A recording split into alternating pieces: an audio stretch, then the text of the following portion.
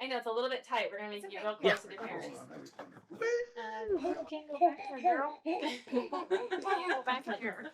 And we're recording. This is Remy. She's wild. So if you can't tell. Brayden is super smart, very creative. Very inquisitive, always asking questions, likes to talk nonstop.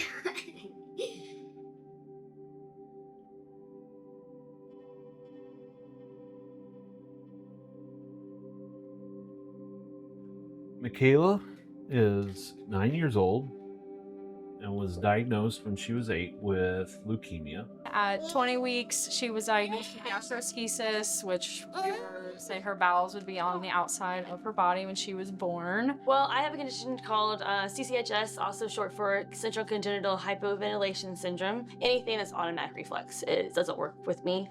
So the main thing that's affected with me is my breathing. Brandy had called me and said that Michaela had fainted, so she's probably just dehydrated.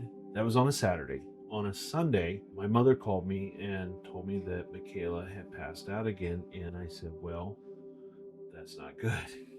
Like when the ultrasound tech was doing my ultrasound, I could just tell something was up. I was like, something's wrong. Like, I don't know what, but something's wrong. And then, yeah, they came in and told us that she had that defect and that we would have to be referred out to Columbia. Ended up being diagnosed with end-stage renal failure due to Denny's-Drash syndrome, which is an extremely rare genetic disease that couple in a million type of thing. So we ended up having to remove both of his kidneys. And then we learned what form of leukemia it was, and it was like, okay, well, great, it's easy to kill, awesome. So we're done, what, by the end of the summer? And they're like, no. We'll be done in like 3.5 years. What? That's where it hits you like, this is going to be a major change. It was hard. We went on vacation, went to Disney World during that time period, and we rented a U-Haul trailer. Because so we we had could to have haul it. the dialysis bags and the dialysis machines and things like that. So we could, so that we tried to keep things as normal as we could for our family in general. But it was, it was a journey. Yeah, sorry. I just cried for a few days straight, honestly. Because, yeah, we didn't really know what to expect. But with us kind of like seeing Dr. Marwan, and he explained like the process. And yeah, he drew out like what the silo would look like. I still have all of his drawings that he drew us. That's what I felt like. I had all these doctors who are like, I don't feel comfortable with you being pregnant. I don't feel comfortable taking care of you. You're very scary. I mean, I had this really strong desire to be a mom, and I didn't know how I was gonna do it. And so Severance approached us and said, hey, we have this new chemo. It's kind of a new kid on the block deal. They think that she would be a good candidate for this. And we were like, yeah, let's do it. Anything that will help her.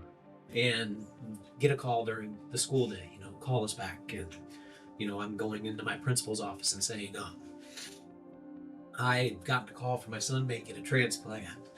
And, I just remember talking to her the first time, and she wanted me to run through my condition and explain it all. And as soon as she understood it, she's like, we got you. Like, we can take care of you here. It was really scary. There was like a million different machines. We had people in there 24/7 taking care of him. I remember being rolled back there to get in my C-section, and I was like, a lot. why are there 15, 20 people back here? And she's like, oh, they're all for you. Like, it's all in case this happens, in case this, we have like all of it planned.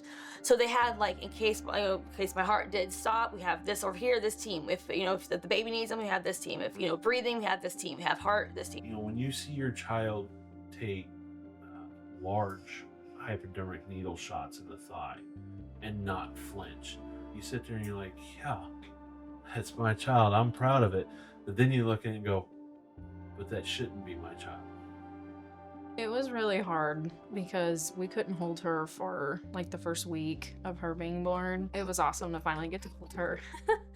And then Dad got to come in and hold her as well. So, sorry.